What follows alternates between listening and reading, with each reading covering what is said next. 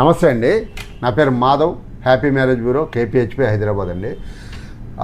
మొన్న ప్రధానమంత్రి గారు హైదరాబాద్ వచ్చినప్పుడు కొంతకాలం, అది ఎంతకాలం అనేది తర్వాత విషయం, కొంతకాలం అయితే గోల్డ్ పర్చేజ్ చేయొద్దు, మన దేశానికి మన జీడిపికి ఇబ్బంది అన్నారు.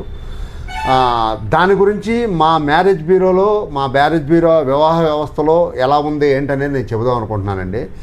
ఈ తెలుగు వారికి నేను ఎక్కువ మందికి చూస్తానండి. ఈ తెలుగు వారు ఆంధ్ర, తెలంగాణ ఎవరైనా ఎక్కడ ఏ స్టేట్లో ఉన్నా, ఏ కంట్రీలో ఉన్నా కూడా వాళ్ళకి ఇష్టం ఏంటంటేనండి, బంగారం మనకి ఎంత పెట్టాము, ఎంత ఇచ్చాము అని అడగటం ఇష్టం అండి.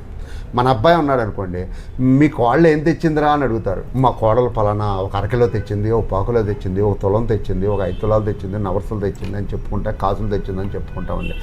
అదే అమ్మాయి తరపుళ్ళు అయితే అమ్మాయి వాళ్ళకి అబ్బాయి వాళ్ళు ఏం పెట్టారు అని అడుగుతారు. ఇంత పెట్టారండి, ఎంత పెట్టారు, ఒక మేము వాళ్ళకి 20 తులాలు పెడితే మేము మా అబ్బాయి వాళ్ళు 10 తులాలు పెట్టారని చెప్పుకుంటామండి. కానీ ఏంటంటే ఇక్కడ బంగారం పెడతాం అనేది అయితే ముఖ్యమండి. మన వివాహ వ్యవస్థలో మన హిందూ సాంప్రదాయం అవ్వచ్చు, క్రిస్టియన్ సాంప్రదాయం అవ్వచ్చు, ఇంకా వేరే ఏదైనా అవ్వచ్చు, బంగారం పెడతాం అనేది ముఖ్యమండి. కానీ ఇవాళ మోడీ గారు వచ్చేటప్పటికన్నా కొంచెం పర్చేజ్ చేయటం తగ్గించండో లేకపోతే ఆపండో అని చెప్పారండి. కానీ ఈ వివాహ వ్యవస్థలో పెళ్ళిళ్ళు జరిగే టైంలో, పెళ్ళిళ్ళు అనే చోట బంగారం అనేది ఆపటం జరగదు.